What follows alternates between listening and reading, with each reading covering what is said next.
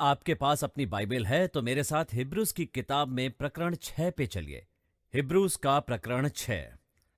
और हम थोड़े समय के लिए चरण 4 से 6 पे ध्यान देंगे। अब मैं आपके विचारों को चुनौती देने जा रहा हूं। मैं एक फिल्म की तरह उपदेशों पर हमला करने वाला हूं। आप जानते हैं, वो शुरुआत उन चीजों से करते हैं जो हो चुकी हैं, फिर वो समय पर आते हैं और जहां हैं वहां पे आपको लाकर पहुंचाते हैं। मैं भी आपके साथ वैसा ही करूंगा। तो इस श्रृंखला का शीर्षक है सिक्योर इन ग्रेस। और इस श्रृंखला में हम जो एक बार सुरक्षित है वो हमेशा सुरक्षित रहेगा, इसी प्रश्न से संबंधित जवाब देने जा रहे हैं। इस प्रश्न के ऊपर हमेशा कोई विवाद या चर्चा या दलील होती रहती है कि क्या जो एक बार सुरक्षित हो गया वो हमेशा सुरक्षित रहेगा। और हमने काफी समय ईश्वर की कृपा के बारे में बात करते हुए व्यतीत किया है। या तो यूं कह सकते हैं कि इस प्रश्न का जवाब देने से पहले मैंने 5 हफ्ते इसी बारे में बात की है और सोचा है। आज मैं इसका स्पष्ट जवाब दूंगा। मुझे लगता है कि आपके और मेरे लिए समझना बहुत महत्वपूर्ण है कि बाइबल जो कहता है उस आधार पर ही हमें प्रश्नों का जवाब देना चाहिए। पापों से मुक्ति पूरी तरह से हमारा जीसस में विश्वास रखने पे निर्भर करता है। क्या यह सच नहीं कि हमारी पापों से मुक्ति पूरी तरह से पूर्ण रूप से जीसस में विश्वास रखने पे निर्भर है? आप जीसस में विश्वास नहीं रखते तो पापों से मुक्ति नहीं मिलती। आमीन। इसलिए जब से पापों से मुक्ति पूरी तरह से जीसस में विश्वास रखने और फिर से पैदा होने पर निर्भर करती है, तब से आपका पाप ईश्वर के साथ आपके संबंध को प्रभावित नहीं करता, क्योंकि आपकी पापों से मुक्ति आपके पाप पर नहीं, आपकी आस्था पर आधारित है। आमीन। तो लोग पाप करने के लिए नरक नहीं जाते, वो जीसस का अस्वीकार करते हुए नरक के लिए जाते हैं ना। इसलिए परमेश्वर आपके साथ केवल मसीह में आपके विश्वास के आधार पर संगति करता है। वो अकेले ही अपने विश्वास के आधार पर आपके साथ संगति करता है। हालांकि धर्म ग्रंथ हमेशा ही सुरक्षित रहने वालों को सुरक्षित रहना नहीं सिखाता। धर्म ग्रंथ एक बार सुरक्षित हमेशा सुरक्षित ये नहीं सिखाता। बहुत सारी जगह हैं जो पथ भ्रष्ट करने की संभावना पर चर्चा करते हैं और पापों से मुक्ति को खो सकते हैं। कई जगह, इससे पहले कि आप आमीन कहें, जैसा मैंने प्रश्न का जवाब दिया, कहा कि आपको मलेट की तरह स्थापित कर रहा हूं। कुछ लोग कहेंगे ये सही है, आमीन, पर एक मिनट ठहरिए बॉब। बहुत सारी जगह हैं जो पथ भ्रष्ट करने की संभावना पर चर्चा करती है, और सिर्फ चर्चा ही नहीं करती है बल्कि आपके पापों से मुक्ति को खो सकते हैं। अब उन जगहों में से एक जगह है हिब्रूज 6 और 4, यानी ये 2 जगहें हिब्रूज 6 और 4। अब मैंने आपके सामने पढ़ना चाहूंगा। हिब्रूज 6:4 कहते हैं, ये उनके लिए असंभव है जो एक समय में प्रबुद्ध थे और स्वर्गीय उपहार का स्वाद चख चुके हैं और होली घोस्ट के सहभागी बनाए गए हैं। चरण 5, जिन्होंने ईश्वर के अच्छे शब्द की अनुभूति की है और आने वाली दुनिया की शक्तियों का अनुभव किया है। चरण 6, यदि वे दूर गिर जाते हैं तो उन्हें प्रायश्चित करने के लिए, नवीकृत करने के लिए, दोबारा शुरू करने के लिए खुद को क्रूस पर चढ़ते हुए देखते हैं, परमेश्वर के पुत्र को नए सिरे से, और ये शर्म की बात है। अब ऐसी बहुत सी जगह हैं जहां यह पथभ्रष्ट दिमाग के बारे में बात करता है और दूर गिरने की संभावना है। तो आप में से कितने लोग जानते हैं इसे साथ रखना है? तो जो मैं कहता हूं उसे सुनिए। मैं चाहता हूं कि आप नहीं कर सकते, आप पाप से मुक्ति नहीं पा सकते, आप पापों से दूर नहीं रह सकते। अच्छा पादरी, मैंने सोचा कि आपने अभी कहा आपने किया। नहीं नहीं, मैंने नहीं कहा। मैंने कहा कि व्यक्ति अपने पापों से मुक्ति को खो सके, वैसी संभावना है, लेकिन आप अपने उद्धार को पाप नहीं कह सकते। दूसरे शब्दों में, पापों के कारण पापों से मुक्ति को खो नहीं सकते।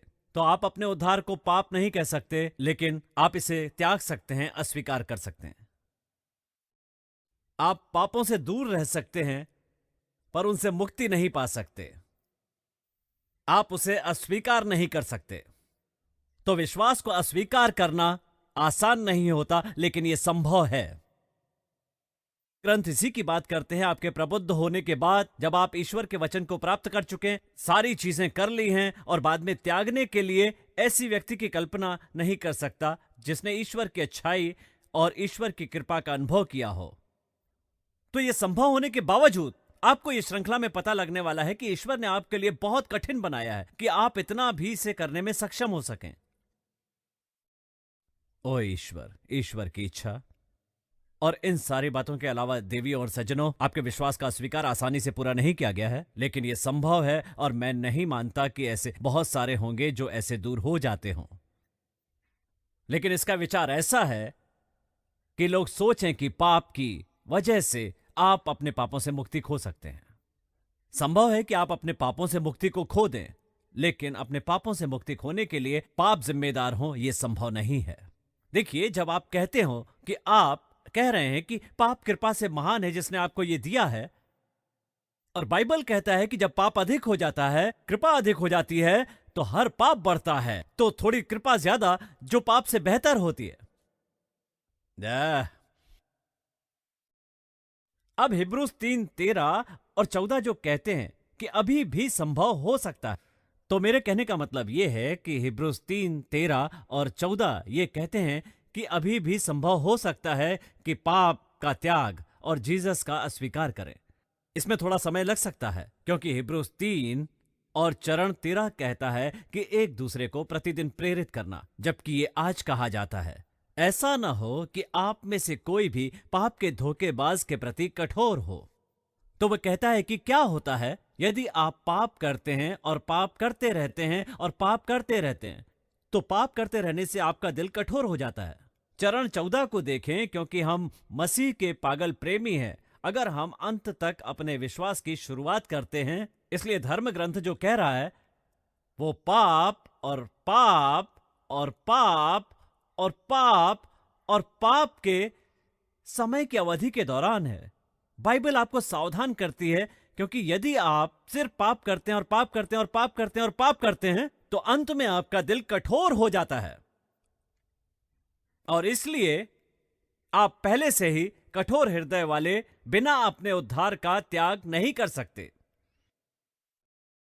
लेकिन जब आप सुरक्षित हो जाते हैं और आप पर कृपा हो जाती है, तो कृपा आपको पाप करना नहीं सिखाती। पाप करते रहना, पाप करते रहना, पाप करते रहना। जब आप ईश्वर की कृपा के संपर्क में आते हैं, तब आप अधिक पाप नहीं करते, आप पाप कम करने लगते हैं। सुरक्षित होने के बाद आपको नहीं लगता कि मैं पाप करता रहूं, करता रहूं, करता रहूं। एक बार सुरक्षित होने के बाद आप जीसस के प्यार में पड़ने वाले हैं, और आप पाप में रुचि नहीं लेंगे, क्योंकि आप में पवित्र जीवन जीने की और पाप न करने की भावना निर्मित होती है। आप पवित्र जीवन जिएंगे, पाप नहीं करेंगे। इसलिए यदि आप मानते हैं कि जन्म लेने के बाद फिर से मैं पाप करता रहूंगा, पाप करता रहूंगा, पाप करता रहूंगा, पाप करता रहूंगा, तो यह कठिन होगा जब आप नया स्वभाव प्राप्त कर लेंगे। क्या आप मुझे सुन रहे हैं? तो आप देख सकते हैं कि यह संभव है। मुझे दिखता है कि जीसस इसे बहुत कठिन बना रहा है। उसे त्यागने या अस्वीकार करने के लिए परमेश्वर के प्रति कठोर बनना पड़ेगा। तो अब मैं आपको मैथ्यू अध्याय 12 में यहां एक त्वरित चित्रण दिखाता हूं। अध्याय 12, और मैंने बहस की कि मैं दिखाने जा रहा हूं या नहीं, लेकिन मुझे लगता है कि अच्छा होगा। मैथ्यू में अध्याय 12 चरण 31 और 32 में जीसस ने पवित्र आत्मा की निंदा करने के बारे में कुछ कहना शुरू किया, और फिर संभावना के बारे में बताया। और मैथ्यू 12 में चरण 31 और 32 में वो कहता है, जहां मैं आपसे कहता हूं पाप और निंदा के सभी तरीकों को पुरुषों के लिए माफ किया जाएगा, लेकिन निंदा के ये सभी तरीके पवित्र भूत पुरुषों के लिए माफी के लायक नहीं होंगे। चरण 32, और जो कोई भी व्यक्ति के बेटे के खिलाफ कोई शब्द बोलता है उसे माफ कर दिया जाएगा, लेकिन जो भी पवित्र भूत की बात करता है उसे माफ नहीं किया जाएगा, ना तो इस दुनिया में और ना ही आने वाली दुनिया में, बिल्कुल नहीं। और अब यह सुनने में अजीब लग सकता है, लेकिन उसी समय देवदूत पौल ने ऐसा किया। देवदूत पौल पवित्र भूत के खिलाफ निंदा का दोषी था। खैर, देखते हैं कि उसका परिणाम क्या हुआ था। तिमोथी अध्याय 1 को देखें। अब तिमोथी अध्याय 1 में पहुंचते हैं। जब हम अध्याय 1 में पहुंचते हैं तो यहां चरण 13 है। तिमोथी अध्याय 1 में चरण 13वां चरण क्या कहता है? यह पॉल की बात करता है। पॉल जो पहले निंदा करने वाला था, एक उत्पीड़क था।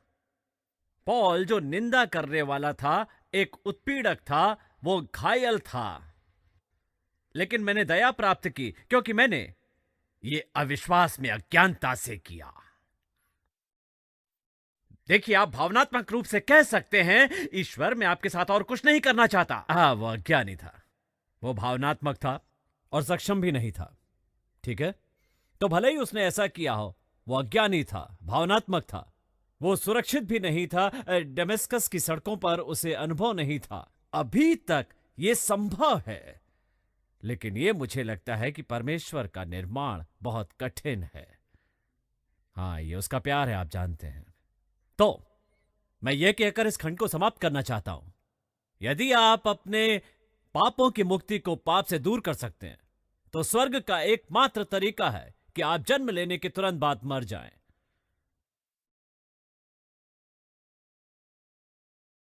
यदि आप इस प्रेम का अनुभव करने के बाद, इस कृपा का अनुभव करने के बाद, इस क्षमा का अनुभव करने के बाद, उसकी उपस्थिति का अनुभव करने के बाद आप अपने पापों की मुक्ति को पाप से दूर कर सकते हैं, यदि आप अपने पापों की मुक्ति को पाप से दूर कर सकते हैं, तो आपके लिए सबसे अच्छी बात है, हमारे लिए सबसे अच्छी बात, प्रार्थना कक्ष को एक ऐसी जगह में बदलना जहां हम लोगों को मारते हैं, क्योंकि हमारे लिए सबसे अच्छी बात यह है कि आप उसे ऊपर से लाएं, आप फिर से जन्म लें और अपने दिमाग को बाहर निकालें और आप स्वर्ग में हैं।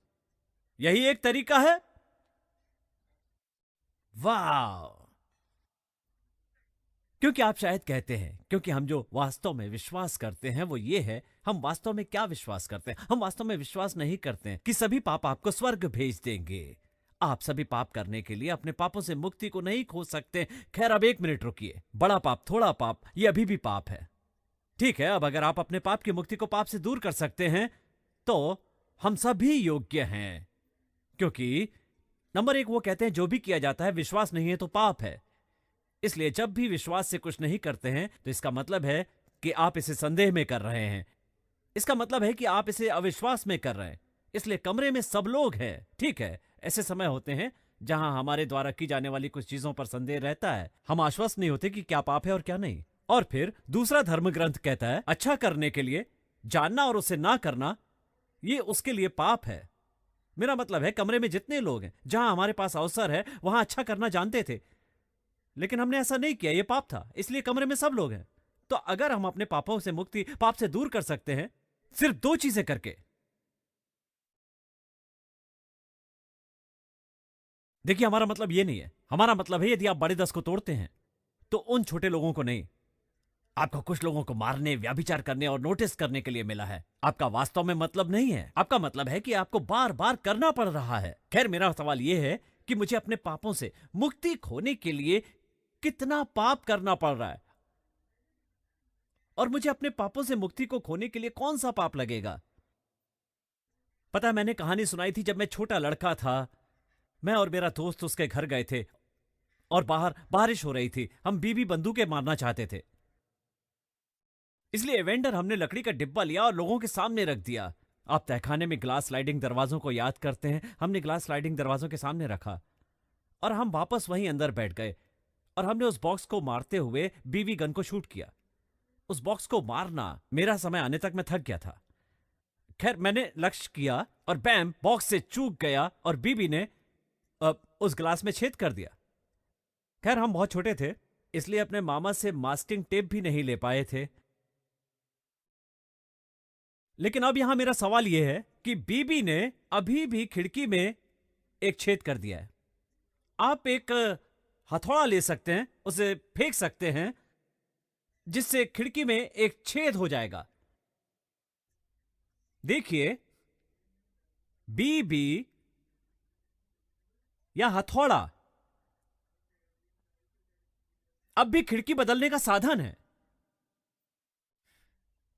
तो अब किस पाप के कारण आप अपने पापों से मुक्ति खोज सकते हैं? क्या बीबी या हथौड़ा? क्योंकि पाप पाप है और उस कांच को प्रतिस्थापित किया जा रहा है। उस कांच को बदलने की आवश्यकता है। क्या आप सुन रहे हैं कि मैं क्या कह रहा हूं? आप कृपा से सुरक्षित हैं, इसलिए पापी कर्म आपको अपने पापों से मुक्ति नहीं खोने देते हैं। और फिर भी बाइबल एक बार सुरक्षित, हमेशा सुरक्षित ऐसा नहीं सिखाती है, क्योंकि अभी तक अपने पापों से मुक्ति को त्यागने की संभावना नहीं है। लेकिन जीसस ने आपके लिए यह कठिन बनाया है, जिसने उनका अनुभव लिया है। इस बारे में सोचें, अनुभव लें और देखें कि ईश्वर अच्छा है, और फिर उसे त्याग दें। यह मुश्किल हो रहा है क्योंकि आपको हर समय इस बारे में सोचना होगा। जब उसने आपको उठाया था, जब आप नीचे थे, और आपको सोचते रहना होगा हर गड्ढे के बारे में। जब आप गिर गए तो आपको बाहर निकाला था और आपको उसके बारे में सोचना होगा। जब उसने आपके घाव भरे, आपको हालेलुया खिलाया होगा जब आप उसके लायक भी नहीं थे। आपको हर समय उस बारे में सोचना होगा कि जब आप अच्छे नहीं थे वो आपसे अच्छा था। हर समय उसके बारे में सोचना होगा कि उसकी कृपा की वजह से आपको कुछ नहीं हुआ, आपके साथ होने वाला था। ये एक ईश्वर के लिए मुश्किल होने जा रहा है, जिसने आपको उसका प्यार दिया और आपको उसकी उपस्थिति महसूस हुई। आप दूसरों से प्यार करते थे, आपको उसका प्यार मिला और आप उसके प्यार में चले गए। और जब आपको दुख हुआ, उसने आकर सांत्वना दी। जब आप अकेले थे, वो आया, उसने आपसे बात की। आपके लिए उस जगह तक पहुंचना मुश्किल है जहां आप अपने दिल को कठोर करते हैं। इतना ही कहना है कि मैं ऐसा नहीं मानता हूं, मैं आपका त्याग करता हूं और मुझे आपसे कुछ लेना देना नहीं है। ईश्वर को रोकना कठिन है, क्योंकि आप ऐसे स्थान पर आ गए हैं जहां पर आप उसके बिना नहीं रह सकते। अब आप उसमें हैं। उसके होने के बारे में कुछ ऐसा है कि आप उसके बारे में कभी नहीं भूल पाएंगे। और आप इस तथ्य के बारे में क्या करने जा रहे हैं कि आपके पास आपका जीवन नहीं है, लेकिन आप अब उसके जीवन में जी रहे हैं। जो जीवन आप जी रहे हैं वो पवित्र भूत का जीवन है। जब आप उसके साथ संभोग और घनिष्ठता के साथ उसे घुमाने और कहने के लिए अस्वीकार करते हैं, तो मैं आपको त्याग देता हूं। यह संभव है, लेकिन उसने उसे मुश्किल बना दिया है। अब यह श्रृंखला समाप्त करने के लिए 6 से 8 सप्ताह में फिर से विचार करेंगे। सुरक्षित रहने का अर्थ क्या है, यह दिखाने के लिए कि क्यों, भले ही वो स्वाभाविक रूप से संभव हो, कि उसने इसे कैसे मुश्किल बना दिया। मुश्किल। क्या आप इसके लिए तैयार हैं? तो आइए, कुछ बातों की शुरुआत में हम जो शब्द गॉस्पेल के बारे में बात कर रहे थे, कोरिन्थियंस अध्याय 5 के चरण 17 पर जाइए। तो शुरू करते हैं शब्द गॉस्पेल से, और मेरे पास कुछ ऐसा है जो मैं आपको दिखाना चाहता हूं। अब हमने गॉस्पेल को किस रूप में परिभाषित किया है, बताइए? अच्छी खबर। लेकिन हमने इस सच्ची खबर को लगभग बहुत अच्छे के रूप में परिभाषित किया है। सच्ची खबर होने के लिए लगभग बहुत अच्छा है, दूसरे शब्दों में यह खबर है। क्या आपको आश्चर्य है कि यह सच है? लगभग सच्ची खबर होने के लिए बहुत अच्छा है। अब यहां मुद्दा है गॉस्पेल, कि लगभग बहुत अच्छा है कि एक बुरी शिक्षा पर आधारित सच्ची खबर, हमारा पिछला शिक्षण हमारे बुरे शिक्षण पर नहीं, बल्कि हमारे पिछले शिक्षण पर आधारित, हमारे पिछले शिक्षण पर आधारित है। गॉस्पेल क्या है? फिर चर्च के लिए नहीं गया। पिछले शिक्षण के आधार पर हमने यह तय किया है कि गॉस्पेल है कृपा। यह गॉस्पेल ही कृपा है ना? और कृपा मानव जाति के प्रति असंबंधित, अनारक्षित, अवांछनीय पक्ष है। कृपा मानव जाति की ओर बढ़ाया गया है, अनारक्षित, अशिक्षित, पक्षपात रहित, और जीसस द्वारा बढ़ाया गया एक कदम। यह जीसस द्वारा बढ़ाया गया था। अब कृपा का गॉस्पेल।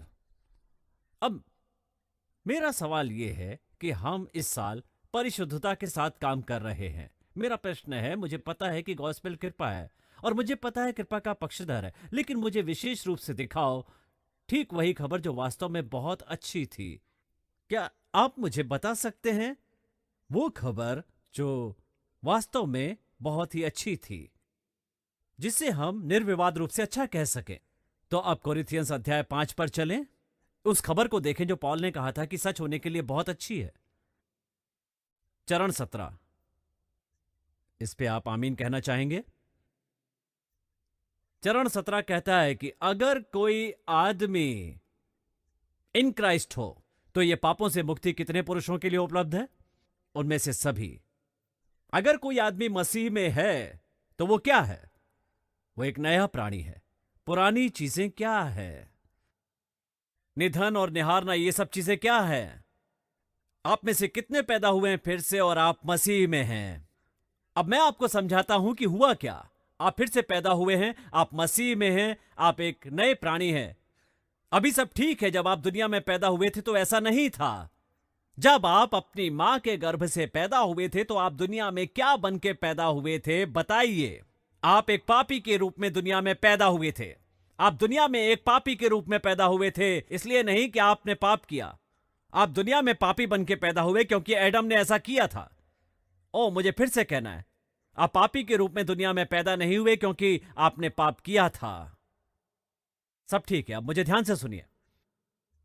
पाप वो नहीं है जो आपको पापी बनाता है।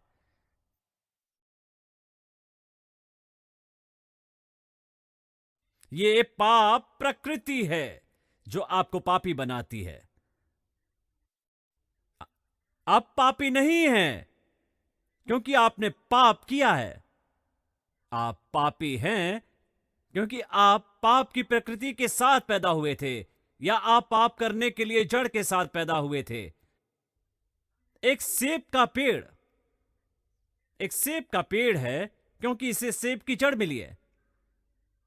पापी व्यक्ति पापी होता है क्योंकि उसमें पाप की प्रकृति होती है। इससे कोई फर्क नहीं पड़ता कि आपके अंदर कैसे व्यवहार किया जाता है। आप अभी भी पाप करने जा रहे हैं क्योंकि उसके पास पाप करने की प्रकृति है।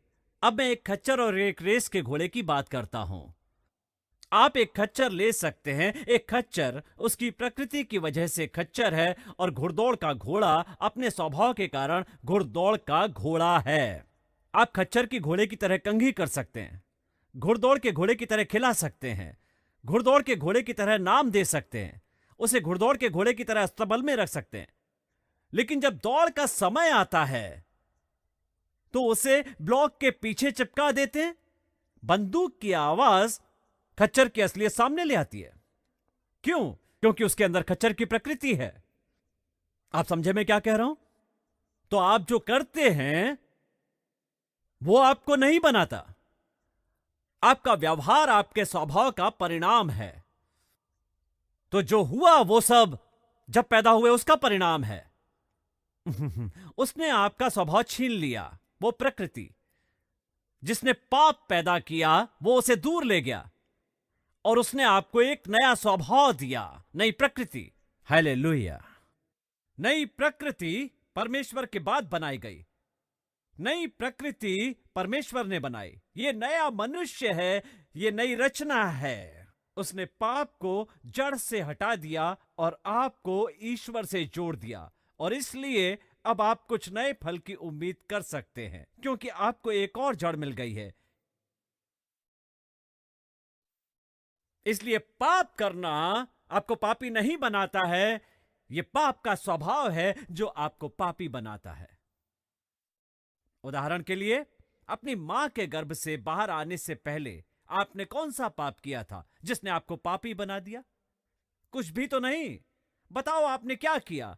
क्या आपने किसी को गाली दी थी? क्या किसी अंडे ने शुक्राणु को रास्ते से बाहर फेंक दिया था? मेरा मतलब है, आपने क्या किया था? मुझे बताइए कि बाहर आने से पहले आपने क्या पाप किया था। फिर भी बाइबल कहती है कि आप पापी होने से पहले भी पैदा हुए थे, क्योंकि आप पाप की प्रकृति के साथ पैदा हुए थे। तो अंततः आप पाप करने का फल पैदा करने वाले हैं। एक खच्चर क्या करता है? मैं आपको खच्चर नहीं कह रहा हूं। एक खच्चर की तरह काम करने वाला है क्योंकि उसके पास एक खच्चर की प्रकृति है। पापी पाप करने वाला है क्योंकि उसके पास पापी का स्वभाव है। पर आप फिर से पैदा हुए हैं, तो क्या हुआ? जब आप फिर से जन्म लेते हैं, आपने पापी स्वभाव को खो दिया है और आपने नई रचना की है। तो यह कहना आपके लिए बड़ी समस्या है कि आप में से कितने फिर से पैदा हुए हैं। हाँ, हाथ मत उठाइए। समस्या यह है कि आप जन्म लेते हैं फिर से आप लोगों को बताते हैं कि मैं सिर्फ कृपा से बचा हुआ पापी हूं जो फिर से पैदा हुआ है। तो इसमें गलत क्या है? क्योंकि यदि आपने अपनी प्रकृति खो दी है और सभी नई चीजें हो गई हैं, आपको नई प्रकृति मिल गई है, तो अब आप पापी नहीं हैं, क्योंकि आपके पास पापी स्वभाव नहीं है। आप एक नई प्रजाति के हैं जो पहले कभी अस्तित्व में नहीं थी। आप मसीह में बिल्कुल नए हैं, और भले ही आप अभी भी कुछ पापों को पुराने स्वभाव के अवशेष के रूप में देख सकते हैं, क्योंकि आप पापी नहीं हैं, क्योंकि आपके पास मसीह में एक नया स्वभाव है और अंततः एक नया व्यवहार उत्पन्न करने जा रहे हैं। आप समझ रहे हैं कि मैं क्या कह रहा हूं? ये यहां के धर्म ग्रंथ में, मुझे ऐसे मत देखो जैसे मैं बना रहा हूं। ठीक है, पादरी डॉलर ने कहा। नहीं, पॉल ने कहा, इस शब्द ने कहा, यदि कोई भी व्यक्ति मसीह में है तो इसका मतलब है कि आप फिर से पैदा हुए हैं और आप मसीह में हैं। वो एक नया प्राणी है। कोई व्यक्ति चिल्लाता है कि मैं नया प्राणी हूं। मैं एक नया प्राणी हूं और मेरे अंदर सारी चीजें नई हैं, और यही हमारी प्रकृति है। अब देखिए हुआ क्या कि हर चीज नई हो गई, कुछ भी पुराना नहीं रहा। और अब देखते हैं अध्याय 18, कृपा बनी रहे। और परमेश्वर की हर चीज जो हमें परमेश्वर के साथ फिर से जोड़ती है, वो हमें फिर से मसीह में समाहित करता है और फिर हमको उसकी छत्र छाया में वापस ले जाता है। अब अध्याय 19 देखते हैं। मसीह क्या है? पूरा विश्व उसमें समाया हुआ है, पूरी की पूरी दुनिया। अब मेरी बात सुनिए, जीसस ने इस पूरी दुनिया के लिए क्या किया? उन्होंने पापों के लिए क्या किया जिसमें आप लिप्त हैं? उसने जो किया वो सबके लिए किया। उसने शराबियों के लिए किया, ड्रग्स लेने वालों के लिए किया, चोरी करने की आदत वालों के लिए किया। उसने पूरी दुनिया के लिए किया। उसने अंकल आंटी को बचाने के लिए किया, वो आंटी जो सुरक्षित नहीं है उसके लिए, युवाओं के लिए, वैश्याओं के पास जाने वालों के लिए, पूरी दुनिया के लिए किया। ये मत सोचिए सभी जीव इंसानों के लिए बने हैं। उसने ये किया ताकि आप दूसरों की मदद कर सकें। प्रभु ने ये सब जीसस के माध्यम से पूरी दुनिया के लिए किया। अब मेरी बात सुनिए, उसने कोई बुराई उसके अंदर नहीं डाली। तो सुनिए परमेश्वर क्या कहते हैं, मैं फिर से बना रहा हूं, मैं फिर से बना रहा हूं उन सारे युवाओं को। मैं उसे स्वीकार करता हूं और अपनी सारी समझदारी उसके विरुद्ध उपयोग नहीं करूंगा। तो जीसस ने कहा, मैं दुनिया में आऊंगा सबको समझदार बनाने, सारे व्याभिचारियों के लिए। मैं दुनिया में आऊंगा सभी पापियों के लिए। और मैं हर पापी से यह कहना चाहता हूं कि मैं तुम सबको अपने में समाने आया हूं और तुम्हारे पापों का तुम्हारे खिलाफ इस्तेमाल नहीं करूंगा। मैं हर पापी से यह कहना चाहता हूं कि अगर तुम चर्च में जाना बंद कर दोगे तो मैं तुम्हें कभी भी नहीं मिलूंगा। तुम जैसे हो मुझे स्वीकार हो, और मैं तुम्हें तुम्हारी बुराइयों के लिए दंडित नहीं करूंगा। किसी ने पूछा, क्या वो सच में इतने अच्छे हैं कि वो मेरी सारी बुराइयां मुझसे ले लेंगे और कभी उनका इस्तेमाल मेरे खिलाफ नहीं करेंगे? उसने कहा, नहीं, मैं तुम्हें वापस चाहता हूं। हाँ बिल्कुल, मैं तुम्हें वापस चाहता हूं। ओ बेबी, मेरे पास वापस आ जाओ।